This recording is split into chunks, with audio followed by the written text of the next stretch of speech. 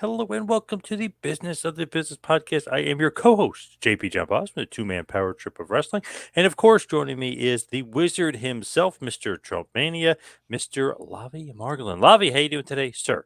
I'm doing great. We're starting out with a special guest, Mr. Joe Dombrowski, a not only the owner of the Pro Wrestling Library, but a real man of many talents to the world of pro wrestling. Thank you for having me. A jack of all trades, expert of none, but happy to be here and happy you guys have given me the platform to share my love of pro wrestling with the world. All right, awesome. Joe, great to have you on. What's going on in the world of MLW lately? What's going on in that world? Well, I'm excited to the fact that we've had these premium live events on Fight Plus now for the past several months. Our next one is coming up on Saturday, November the 18th. Headlined by Alex Kane defending the world title against Jacob Fatu. Fatu is the longest reigning prior champion. He could be the only two-time champion in history if he can find a way around Alex Kane, who's really been on a meteoric rise, both as a talent and popularity with the Bumaye Fight Club by his side with Don King's financial connections at his whim.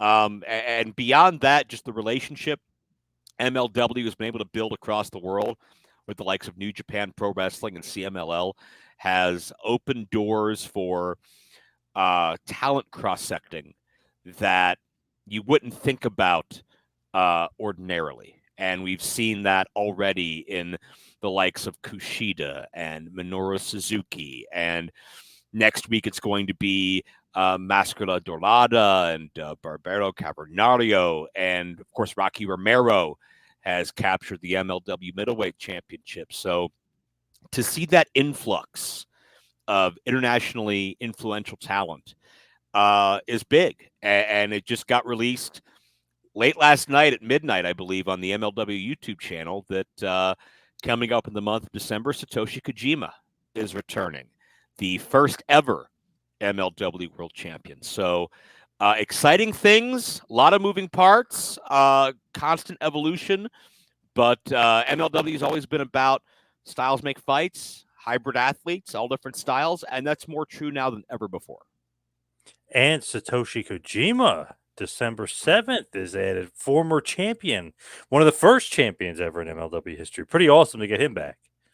Absolutely. I mean, just the reputation that surrounds Kojima's name that he's built up in the nearly 20 years since he's been in MLW speaks for itself, respected the world over.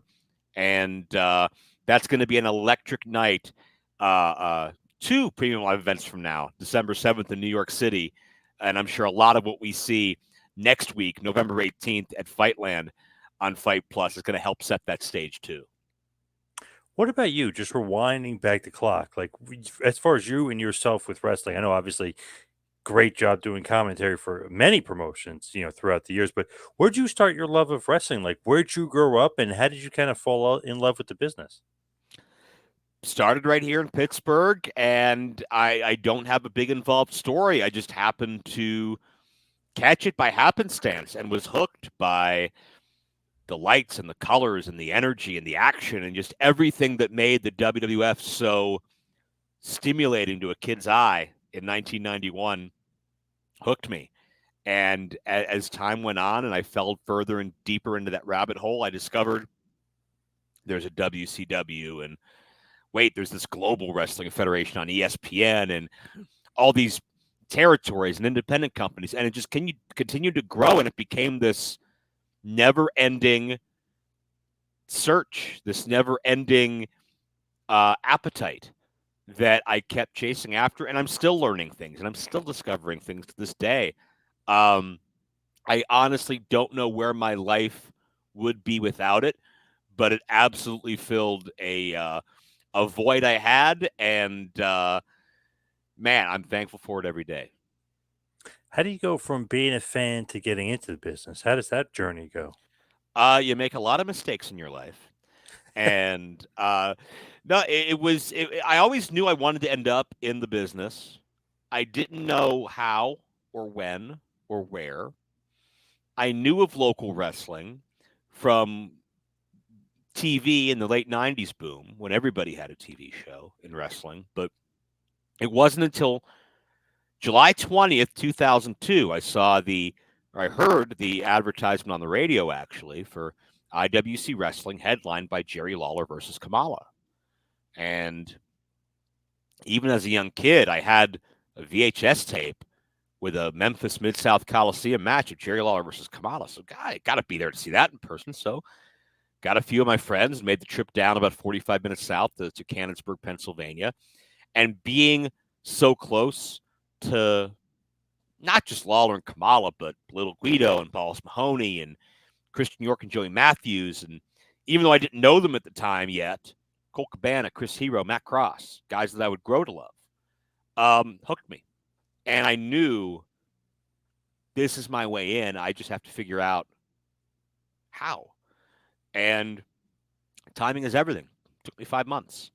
And I wound up middlemaning a business agreement between my 11th grade Spanish teacher and the IWC wrestling promoter to bring a fundraiser to my high school, which was my official debut doing color commentary alongside Jeff Gorman. And that was my foot in the door.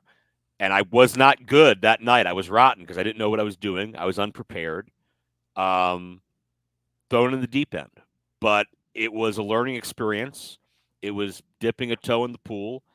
And the next month, I started writing for their website. And by the end of that summer, so 8 months later, I am earning a regular spot as a commentator. Because, again, timing is everything, theme of my life. But no commentators were available on August 23rd, 2003. So I got the call and put my heart and soul into it. Won't tell you it was great, but it was enough that the promoter Norm Connors saw something in me. And while I haven't been there every month by any stretch, I've basically occupied that chair every month since for the past 20 plus years now. Wow, amazing. Let me hand it over to Lavi. I know he's got a bunch of questions. He's going to probably ask you about the Pro Wrestling Library. For sure. We love the stuff in front of the camera, but behind the camera and in the business side is equally fascinating as well. So, owning content. When did when did that come on your radar, and when did you start beginning acquiring such content? I mean, I've always had a affinity for kind of the obscure, the oddball content in wrestling, or the stuff outside of the mainstream, I guess. There really wasn't a concerted effort in making it happen. It just happened because I wound up as the commentator, booker, executive producer of a television show in Cleveland, Ohio, which went by a few names: Pro Wrestling Ohio, later on Prime Wrestling. And we had a 6-year run where I believe we produced 191 episodes of television. We had a big annual event we called Resolution. It was, our version of WrestleMania. And we added some more pay-per-views as the medium became more and more viable. But that was really the impetus of it. And oftentimes in independent wrestling, you have to wear many, many hats to make things work. And one of the things I wound up doing is duplicating DVDs and mailing merchandise and just getting on the grassroots ground floor of making sure that those orders went out on time, because I trusted myself to do it more than I did anybody else who was also wearing too many hats. And that was the beginning. And it turned into, once that show was getting near the end and we could tell it was time to move on for a variety of reasons. Now, okay, let's repurpose it and do best ofs. And it turned into, well, I need a new outlet for my creative ingenuity. I have a different idea. We could do a documentary about this person or about this event, or here's a concept that I think people would buy. And that really is the bug that bit me as far as just producing my own content, making my own, narratives, being my own producer, having a cameraman and an editor and a trailer producer and all these graphics and all this stuff working under me. It's that desire to tell stories, and it's the desire to do something that nobody else is doing, or at least in a way that nobody else is doing it. And through a combination of work ethic and happenstance and coincidence, and some of the people I knew, I had enough ideas where it wasn't just the 191 hours of TV. Now it's growing into, a pretty diverse platform and portfolio of content. Um, and year over year, we kept adding more titles, and eventually I started producing more shows again, and now I'm here sitting on probably well over 500 hours of content, maybe over 600 at this point, and still gradually growing and increasing. So again, it's one of those things. The door was open, the opportunity was there, and I'm determined to make the most of it because the audience has decided through their support that this is an idea worth pursuing, because the vast majority of the risks I've taken have been profitable. And I thank the fans entirely for that, for believing in that vision and supporting it.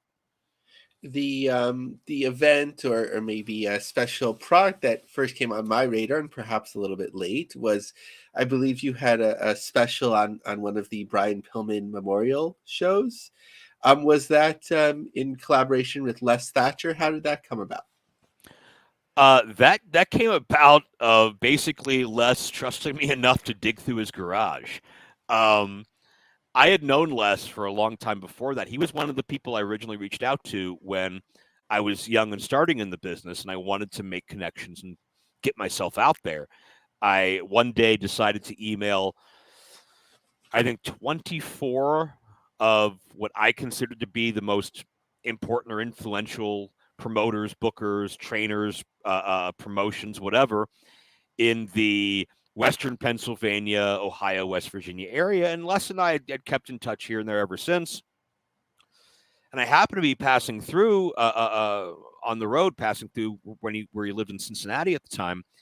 And I don't know how the conversation even got struck up, but I mentioned to him, you did all of these great Heartland wrestling shows back in the day when you were a WWE developmental territory, and you promoted the Brian Pillman events. And me being the ardent fan that I am, I've never even seen this stuff.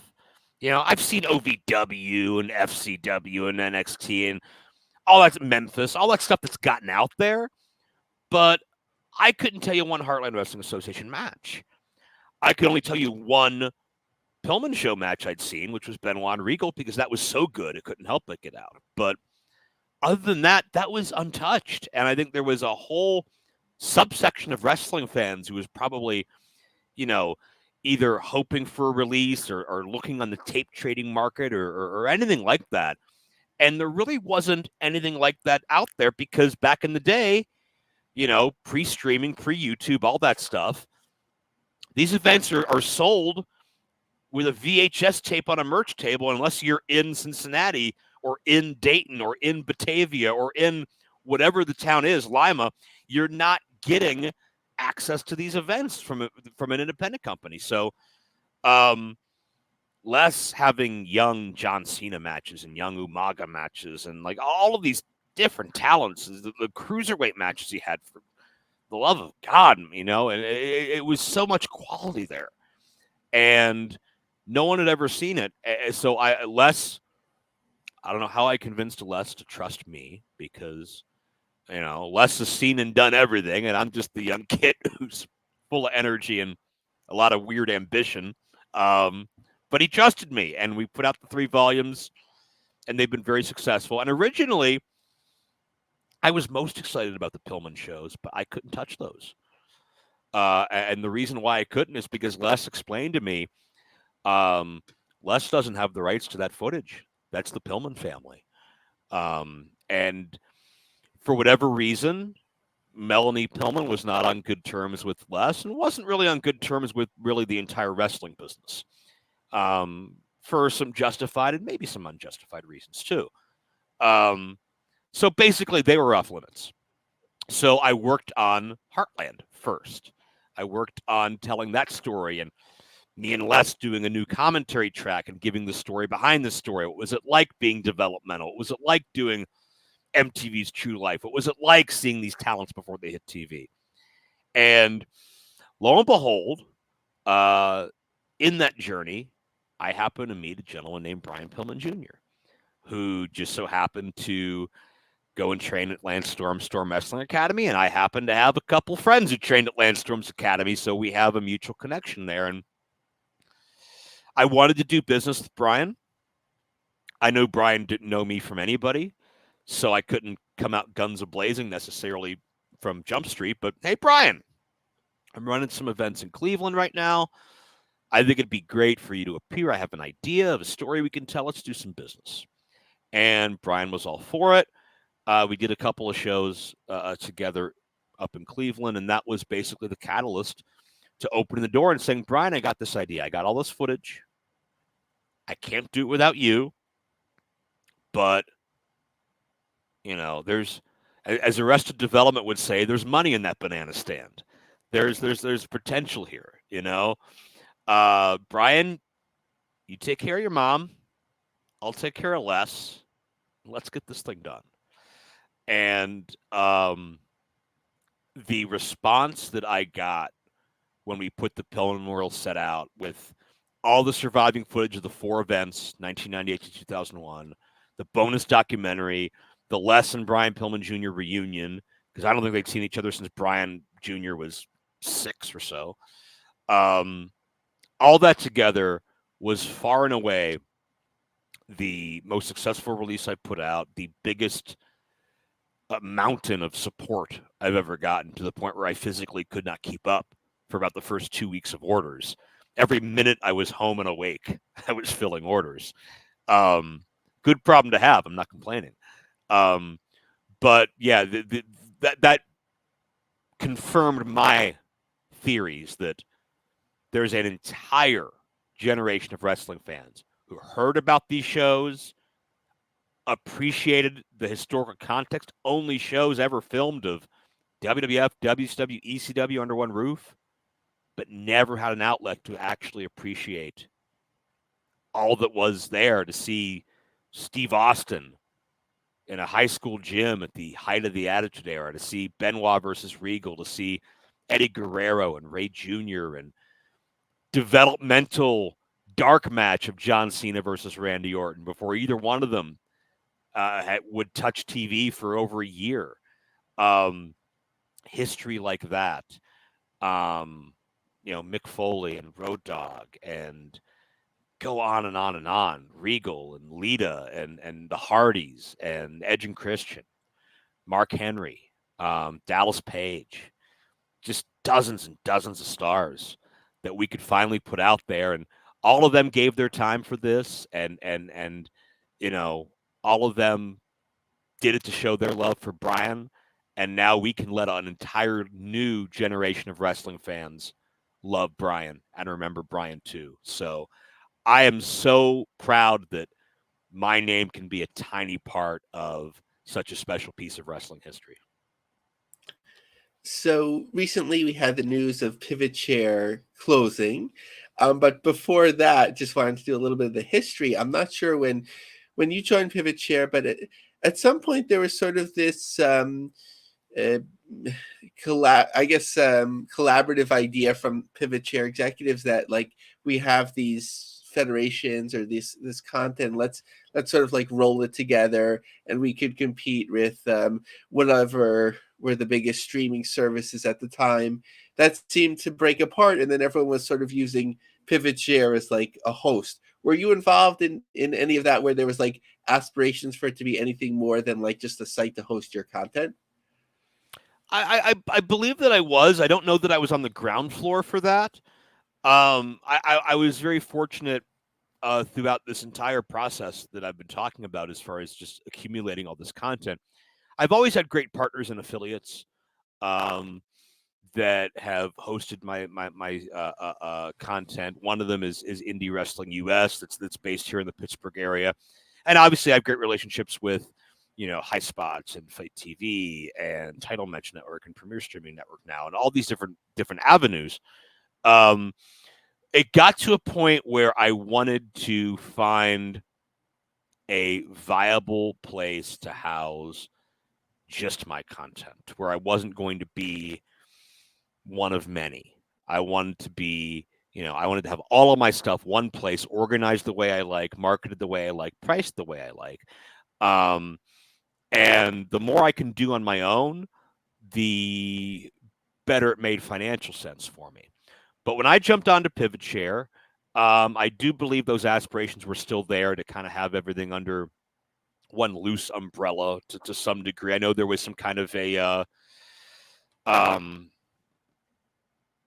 don't want to say parent site, but there was some kind of a main wrestling channel that they wanted, I think, all of us to be under, in addition to our personal channels, which was fine with me. Pivot Share was always attractive to me because it had a very appealing and easy to navigate layout, and because the percentages I was getting from these sales were more favorable than having to split with another affiliate, especially if that split comes after expenses and overhead and things of that nature. So I was all on board for Pivot Share.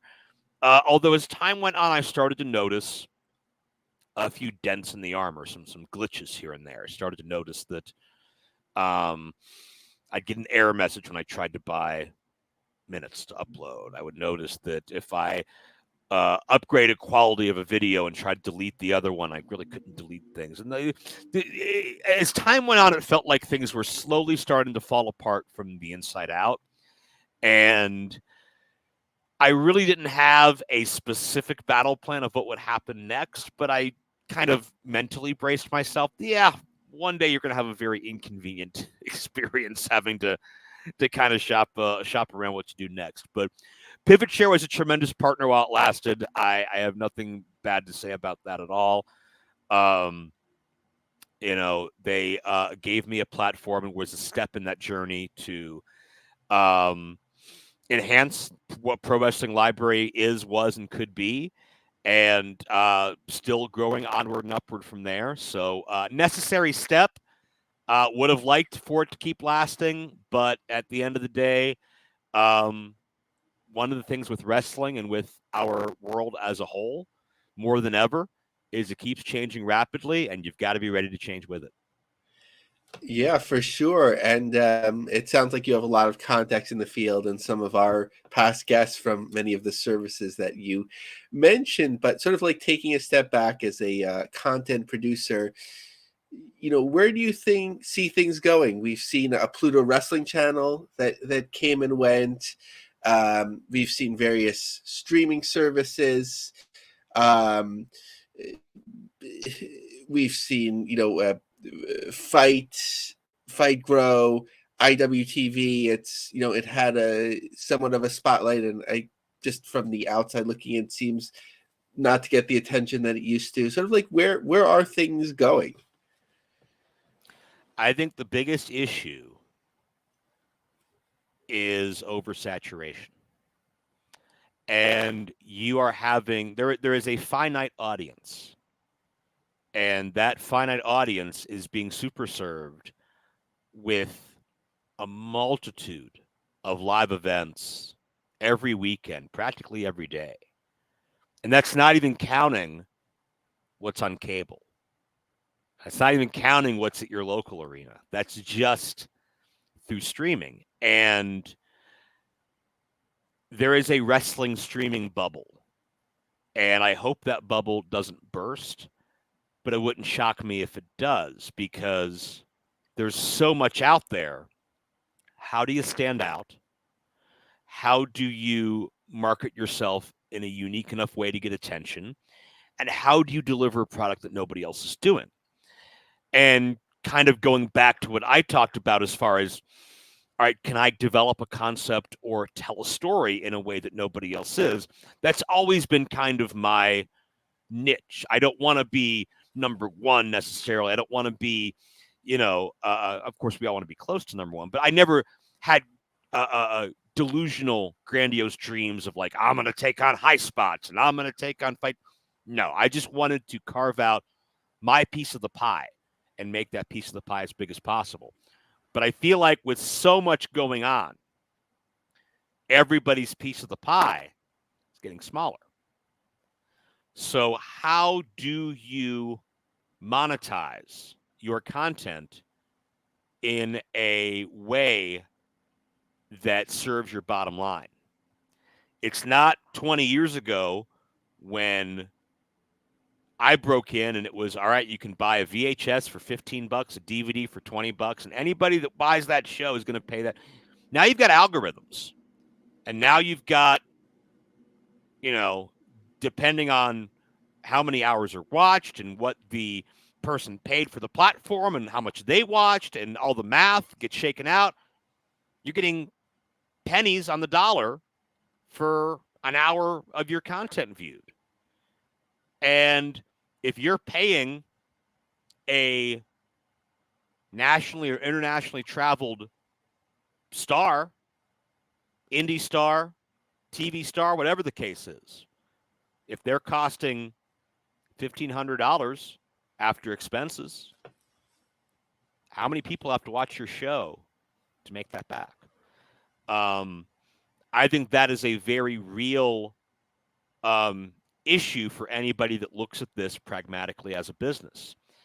And I feel like a lot of those super shows have scaled back, either in budget or frequency. So I think it goes back to what I said. Who's going to be unique? Who's going to stand out?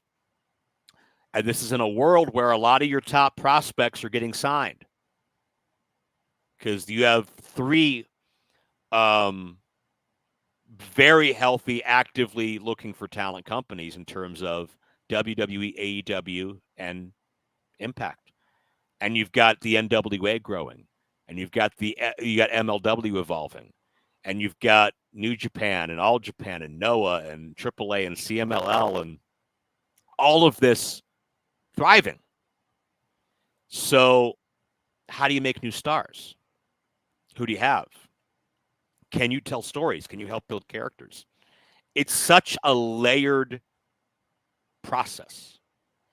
And the ones that get it will find a way to survive. And the ones that only have certain components of that, I think you're going to start to see trickle off.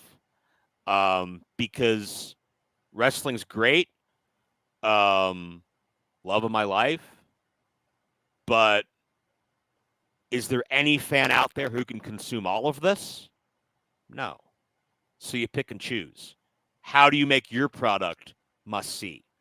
The ones that figure it out, you'll see vibrant for many years to come. So before I turn it over to John, one interesting piece that I enjoyed about your website was you define yourself as a merchandiser. So I'd just love to hear one story of like a unique item that you found and then sold. I will give you a unique item that is a complete 180 from what you're expecting. The first time I ever had a merchandise table, I was on the road with Gregory Iron, and we were doing a 2-show weekend. We were in suburban Chicago and in Berwyn, Illinois for AAW on the Friday, and then on the Saturday, Greg had an event in somewhere in Indiana. And I wasn't booked on the Indiana event, so I figured I'll just bring a bunch of stuff I'll clear out of my attic, and I will sell it at Greg's merch table and make some extra money for the car. And right when we're getting ready to leave, Greg starts getting angry, just complaining for no reason in particular that his dad would always buy him these generic canned mushrooms. And like, I don't like these. I don't eat these. I don't want these. I don't know why he keeps giving me these. And I was like, all right. My answer was half serious, but with me, like, take it with a grain of salt. But if there's actually any kind of accidental good qualities in the idea, feel free to use it. I I was like, screw it, bring them, we'll sell them. So I had like 5 cans of like Surefine canned mushrooms I sold at the merch table. And I kid you not, I was sold out of those mushrooms before the opening bell. And one of them, I got one of the local talents to autograph. I can't remember who it is at this point. It's been 11 years. But yeah, that is a badge of honor to me because that makes absolutely no sense. But I was still able to get it done. The weirdest thing on my table right now that I got from my friend Jeff Dino at Pro Wrestling Loot is he got me some plush Virgils, little Virgil dolls that are pillow like, and he's dressed like he was as the $1 Million Man's bodyguard. I've got a few of those for sale now. I got all these, and I swear I didn't put these here on purpose, but all these are signed action figures here. I'm selling signed autographs, all this crazy stuff. I try to have a little bit of everything: trading cards, magazines, programs. I just had some. I have one left, vintage ECW programs from back in the day, not reprints, not copies, but the original thing. That was very, very cool. But yeah, like to me, nothing's off limits. If it's wrestling related, and I think somebody might like it, I'm down for it. And the weirder the better, because it makes a great conversation piece. I'm like, wait, is that, Hey, but if you want a Barry Horowitz trading card, I'm your guy. Look me up. Well, you're talking to the right person, so I might need to. Where can everybody get all that stuff? Well, if you're looking for all of my content, you can find the VOD at ProWrestlingLibrary.com. You can find the DVDs at joe-dombrowski.com. Any of the other merch, I would say find me at an event or email me or DM me privately, because I just don't have time to keep up with my inventory online as it keeps circulating. But if you message me and say, hey, I'm looking for magazines from this era, or I'm looking for such and such, I could do my best to hook you up. And I've got, action figures and things I ship out fairly regularly, and on my social media, on Twitter at Joe_Dombrowski, or Instagram at Joseph_Dombrowski. Anytime I get new stuff in, I try to post it. And hey, make me an offer, or hey, here's how much I want for this. And if nobody bites, they go on the merch table, and the cycle just continues. But I love being able to, again, pull out either parts of wrestling history, like old VHS tapes or programs or stuff like that, or just fun stuff for the kids, like lucha masks or like little keychains or something like that. It's always a trip to me when like a 6-year-old will walk up to my table and be like, oh, that's Ultimate Warrior. He beat Hulk Hogan in Toronto, Canada, in WrestleMania 6. And I'm like, I don't know who you are, but God, you must be like a clone of me or something. Yeah, like that's how I would talk back then. And like when I was that age, it almost was 1990. So how the hell do you know that, But They know their stuff. They know their stuff, and that's the cool factor of having so much of our history at the touch of a fingertip on all these streaming channels that we do have in Peacock and YouTube and things of that nature. But yeah, it's really cool to do. I mean, obviously the money's cool, but also being able to have so many just rare and classic items that really I have no room for whatsoever can pass through my hands and go to a worthy home is cool too. So I'm proud to be a merchandiser, and I as long as I'm able to make these independent shows and conventions, I'll keep doing it. All right, awesome, Joe. Thank you so much for all time tonight. Really appreciate it. Thank you guys, my friend. I appreciate the platform, and I appreciate anybody who checks out ProWrestlingLibrary.com.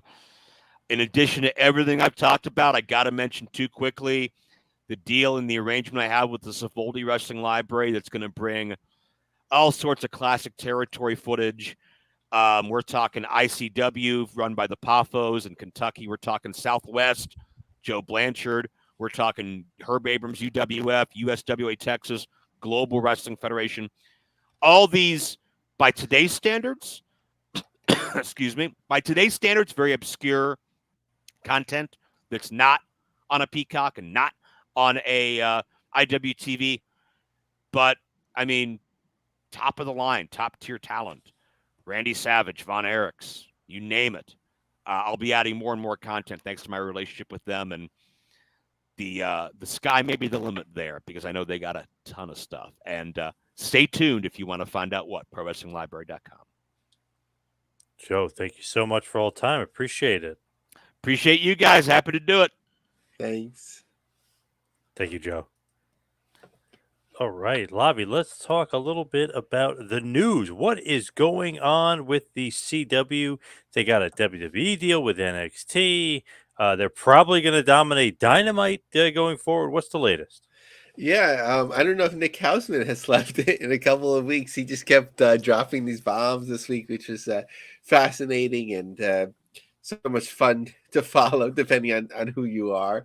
I think depending on how you look at the angle, our friend, the Sinister Minister, could probably sleep a little bit more soundly because originally, as this was breaking, it was the NWA was going to sign or had signed with CW, although I had heard that it wasn't, all the I's dotted and T's crossed. So you never know. So that seemed to come to fruition. But a deal coming together with WWE just because they were upset about a cocaine angle, that would take a long time to come together. But it seemed like from what's coming out, the CW did a lot of dating or maybe like first dates with a lot of pro wrestling companies from many that we've speculated on. That might be a good fit for CW from not only NWA, WWE to talking to AEW, which I've advocated for a long time, especially when they were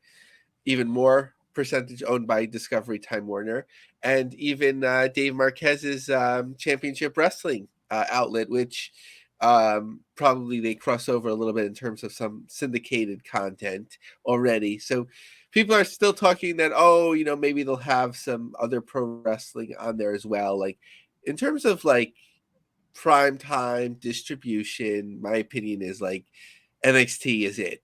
There's not more of a place for it.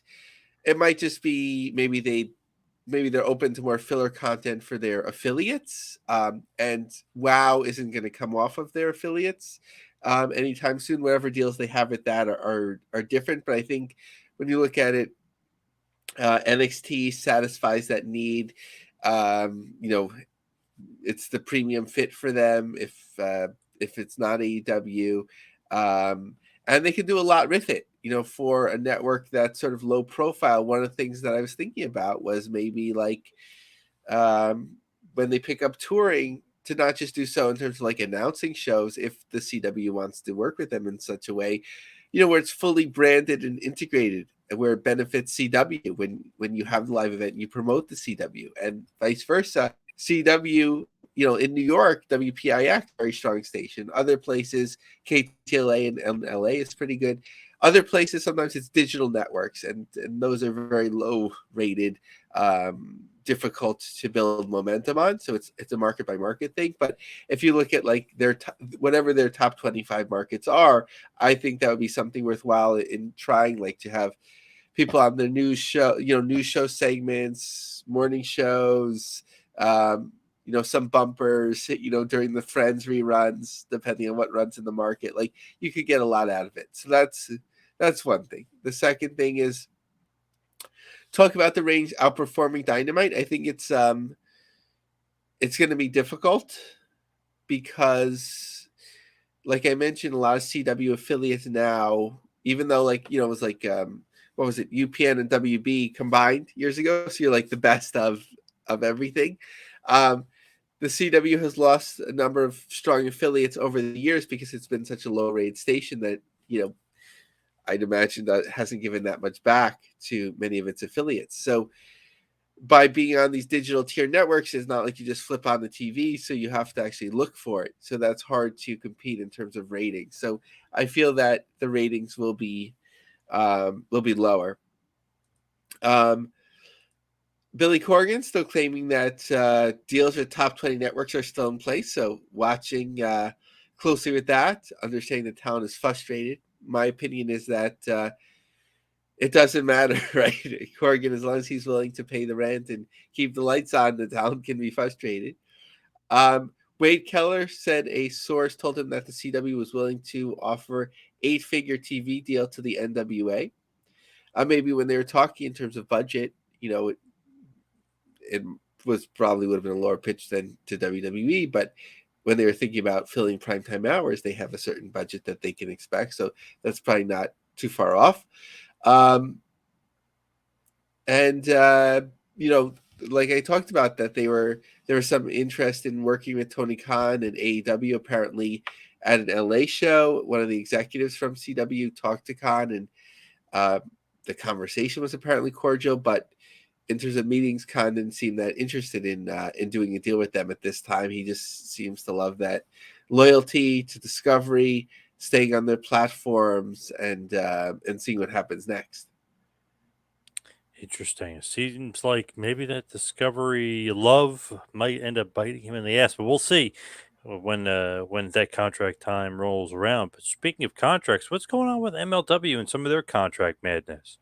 Yeah, and it was interesting when I was listening to our previous episode. That conversation was already ongoing. It seemed to roll into one and then the other, but there was even more. So in addition to Howard Stone, Samoan SWAT team, Sam Laterna mentioned that she left the promotion quiet there, but with uh, Aramis, apologies if I'm mispronouncing that, there was some miscommunication that apparently that they were let go in May, and they told AAA, but AAA didn't tell them.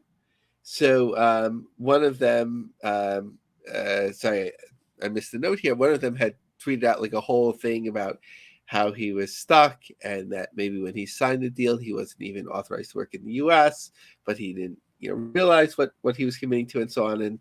And good for them. MLW got on top of that pretty quickly to say that no, you guys were released a while ago, and good luck to you. What else? Hammerstone is asked for his release, but it's not been granted. I don't know if this relates at all, but he is debuting with GCW, which is a nice get for GCW, and working with some of the former MLW talents as well through GCW. I put out a poll. Who had a worst PR week? Not surprisingly, the NWA won with 70% of the vote, and MLW just about 30% of the vote. It's interesting with GCW. Hammerstone will be debuting. Obviously, Richard Holiday will be wrestling for them again, and just randomly, Andrade will be debuting for a few shows out in the West Coast for GCW. So they seem to be heating up yet again. Yeah, GCW, like you've talked about, although it's sort of like it doesn't feel that way sometimes because it's in that more of like a hardcore promotion, but that's just a piece of what they do and not something they could even really do in a market like New York, and even in LA, the Ukrainian Culture Center apparently asked them, not to do it, or not to the extreme that they used to do it. Maybe maybe, I mean, this isn't a joke, but right, like maybe a Hollywood star nearly bleeding out in, to do with it, but the worst didn't come till later, if that had anything. ECW is really that super indie that we were just talking about at the opening of the show. Can promotions like book talent anymore and like make money? Does it make sense?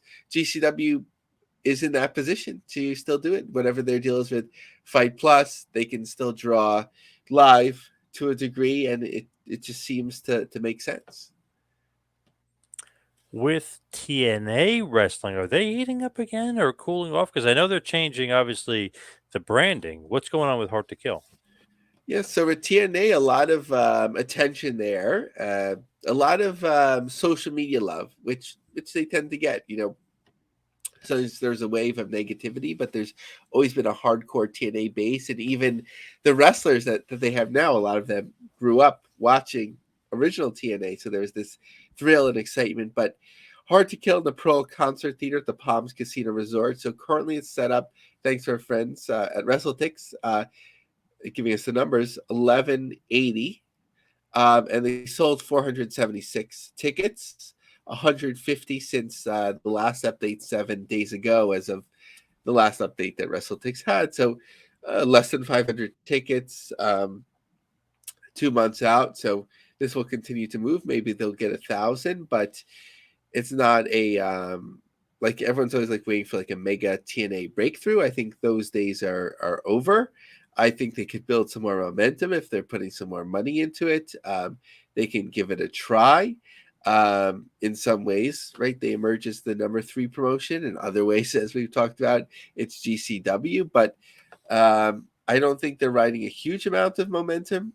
Right now they did well in some smaller venues in the UK, and I think they're in a good position. Let's see what happens with their media upgrades and their live event strategy.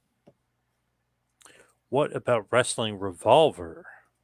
Good. So Ronda Rousey, November 16th in California. So they were celebrating, the first 4 rows are sold out.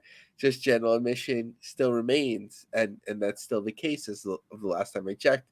And I was sort of joking, like, I would hope so. It's Ronda Rousey. It's not like, a tiny promotion is like sometimes like half of the first row is almost sold out. And you're like, oh, good.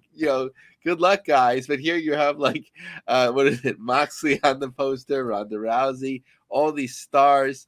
I'd hope that you can sell out the general admission too, but good to see that their 4 reserved rows are sold out. What about New Japan Pro Wrestling? What's the latest on New Japan? So just looking firstly at like the live events, not to be so dim on it, but their days of being any sort of draw in the US beyond like 1,000 or 1,500 are over, unless there's like a huge star debut, unique event or something like that. So these are, I guess mid-sized or semi-mid-sized venues. In Garland, Texas, they just drew over 1,000. A promoter always tries to show that picture of like that looks cool, like no matter how many people were there, that maximizes the look. But when I saw that picture, even though it was dark, I could see like that there were tons of rows on the floor that were unsold, or maybe not tons, but rows on the floor unsold. You could already see like the tiered seating, a number of seats available there. In San Jose, again, a couple months out, January 13th, so not dissimilar to the TNA show, but they've sold 918 tickets. Last time, and this isn't comparable, and it only is because it's the venue, that was slow selling, probably just as slow, but then they announced Mercedes Monet, and then they sold out 2,152 tickets based on that setup in February. Another challenge is that the New Japan World, as we were talking about at the beginning of the show, like in terms of different services and venues. So it seems like they're continuing to improve things, but it's a little bit too little too late in terms of like more live English commentary. Chris Charlton had said this will be the first live English event on the New Japan World, meaning the World Tag League show on November 20th. The start and conclusion will be live English. Velvet Voice is doing sensational work with post-produced events, and he'll be back in Japan in December. Planned for 2024, more live English than ever before. It's still like they're sort of catching up in terms of competing in the American market. But something that I think is the best way to make money is to utilize the training school. Located in Carson, New Japan Academy was established in March 2023. Coaches Kushida, Fred Roser, Rocky Romero, DKC, Bateman. New Japan Academy is now becoming a destination for opportunity. Offers beginners and advanced level courses, with both taking place over 24 sessions across a 12-week period. Both sessions cost $2,400 if paid in 2 installments, or $2,200 if paid up front. Previous New Japan Academy students will receive a discounted price. So 24 sessions, $2,400. So right, $100 a session is my. I hope my math is correct. That's not bad, but a good way to make money. Yeah, for sure. That's not bad at all, but it's good financial, way to make some dough financially for New Japan. What's going on with PWG?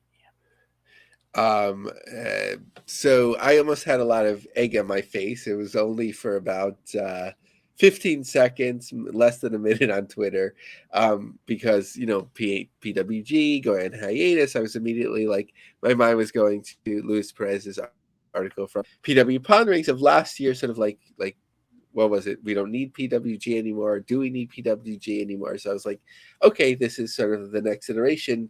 I guess is not working out, but it's a far more serious issue. So that taught me the article. So I think Super Dragon, right?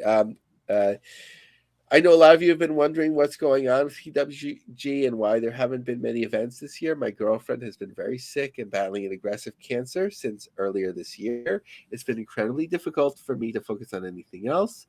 Recently, things took a turn for the worse, and I need to take some time away from wrestling. There'll be no more PWG events this year. We'll return as soon as possible in 2024. Thank you all for your support. Wow, interesting. What a turn of events there for PWG. What about Championship Wrestling? What's going on with David Marquez with maybe a swing and a miss at the CW, but what's going on with them? Yeah, because David had been active on social, of course, but I haven't seen any updates on Facebook or Twitter or anything like that in regards to Championship Wrestling, which I'd assume has just continued to run. But a dropped a surprise on LinkedIn. Uh, United Wrestling Network has been in first run syndication for 20 years. We're a partner with all the big English language carriers. Years ago, we were cleared on many TV Azteca and Telemundo stations. Today, I'm happy to say that we'll be returning to Spanish TV via Estrella Media and Infinity Reality Studios. With this, we'll need account executives that know the Spanish market. A lot of new opportunities for our programming. Please don't hesitate to contact me for details, and thank you in advance. And the image shows New York City, LA, Chicago, San Francisco, plus 44 other markets. Championship Wrestling in Espanol, coming winter 2023. Wow. What about Memphis Wrestling, right? He also does the Memphis Wrestling. Is that a tie to it at all? Yes, so Dave Marquez is sort of the uh, sort of like the Memphis is under Marquez's umbrella, but they've grown into their own thing very quickly. But sort of, I'm sure, supporting this and celebrating it on Twitter that Memphis Wrestling is now on Right Now TV, which is a series of low power stations across the U.S., especially in the South. So distribution is hard to get. So kudos to them, and thankful to Right Now TV and U2 America for continuing to distribute independent pro wrestling, especially a company like U2 has been doing so since it was, well, they acquired America One at some point, but right, America One, many of us remember from like the mid 90s in terms of finding ECW. And even when ECW wasn't on New York, I would watch it on dial up, uh, America One's feed. And they also had, what's it called? Music City Wrestling. So I'm kind of going off topic, but just love that sort of distribution and support. Right Now TV, I remember they had the before he passed, Bert Prentice's USA Wrestling for a number of years. So not a surprise to have pro wrestling on Right Now TV, but a nice get for Memphis Wrestling, sort of gravy. What about Wow? What's going on with their TV tapings? So WoW is having its, I would say, second series of TV tapings in LA where they're charging, and something that's working really well for them is the VIP, which I think it was $235 or thereabouts. I guess exactly that amount, where you get to meet some of the stars and get early access and that sort of thing. And I could see for a limited number of people how that would be appealing. So good to see that moving. It's always hard to know, like when you're giving something away for free for a fair amount of time, how many people are willing to pay. And for access, people are willing to pay thus far. What about CZW? Are they streaming on two networks at once? Yeah, so David Mixon Span had wrote how are they streaming on both, and then like how, I forgot what he wrote, but something about how could people support them or do business with them. But in terms of the first, I can't speak of the latter. In terms of the first, yeah, they were streaming on Fight Plus and IWTV simultaneously. um it might just be a thing where for lower profile promotions, like why split the bill, sort of like it's filler for Fight Plus, it's filler for IWTV. It helps the promotion stay around to get money from, there's probably somewhat of a split audience at this point. Not everyone subscribes to both. So, and it won't like convince anyone to have to be on one or the other. So if maybe some the companies didn't notice because it was low profile, but if they are allowing that cross reference or cross promotion, I think it's not the worst thing. Besides, like obviously GCW, and we know that story from doing multiple episodes about the relationship at IWTV. But in terms of and on the IWTV side, as not like a Beyond or Wrestling Open or something like that, when it's just like other promotions, like I don't think it's the worst thing to allow them to be on both outlets. What about Sakyaban, the Joshi promotion? What's going on with them? Yeah, so I was getting curious, like, you know, everyone talked about the expense of the New York show, which I was at and was a an interesting experience. So, like, what would they be doing next? So they'll be in Miami, and I'm sure it'll be a good looking venue because the first one was cool, but it seems like it's in a skate park. So I'm trying to figure out what that means. Maybe there's like an indoor component of it. So just call me curious. I don't think that they've cut their budget so much that instead of being in a cool venue in Lower Manhattan, they're now like in a skate park. But just curious to see what that looks like, and I assume that it'll actually be really cool, whatever they're doing. Now, WWE is doing something differently. I know we don't cover a lot of them here because they're covered by everybody else, but nobody's really talking about this ringside advertising signage. What is that? So everyone's just curious because, like, when you look at the UFC, like especially that, like, over the top look, like you could just see like how it's just plastered with advertising. So everyone's waiting for WWE to start doing something like that, because when you compare the financials, one of the things that WWE is mostly ahead in terms of revenue, one against the other, but sort of like sponsorship and so on. I think UFC was ahead. So that's sort of like you have this canvas, there's a way to make money from it. I always think about the USWA, like what would it say, like something Stampede on it, like very prominently.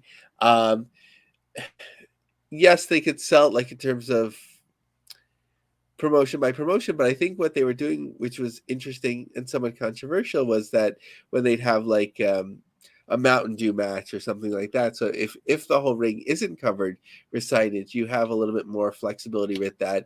And WWE obviously is more of a creative, flexible outlet than UFC, where you can have those unique matches or signage or sponsorship. Whereas like in a sport, it would be more fixed. Finally, let's talk about AEW and maybe some cheap tickets going on. What's going on with Yeah. them? So everyone's been sort of dunking on AEW at this point in terms of their ticket selling strategy.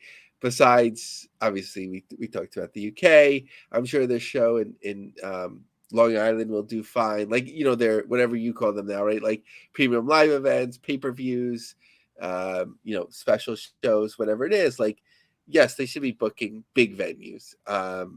Now, selling only half of the venue, that's another story. But when you look at it, like in terms of some of the other things that they're doing, like booking Montreal, and it's a 20,000 seat venue, it's like 3,000 seats one night, 2,000 the other. It's kind of ridiculous. So, um, an interesting PR selling point that I saw for an article when they were in Portland or coming, yeah, I guess it just passed when they were coming to Portland at that time, that tickets are cheaper than you might think. So maybe that was the initiative of the writer, or sometimes, PR, of course, they would plant ideas that they want covered in an article. So curious to see if that's something that we'll continue to see as a theme for trying to sell tickets when they go through local media. I think that has its pitfalls in trying to be a cheap alternative, but it might just be a one-off statement. We'll see what happens.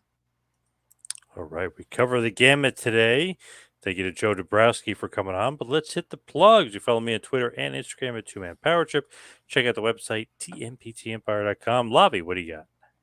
So we are the official business podcast of SC Scoops. We're distributed by the Creative Control Network, and checked out our LinkedIn group, The Business of the Business Pro Wrestling Industry, and also my Twitter, Lavimarg, LAVIEMARG.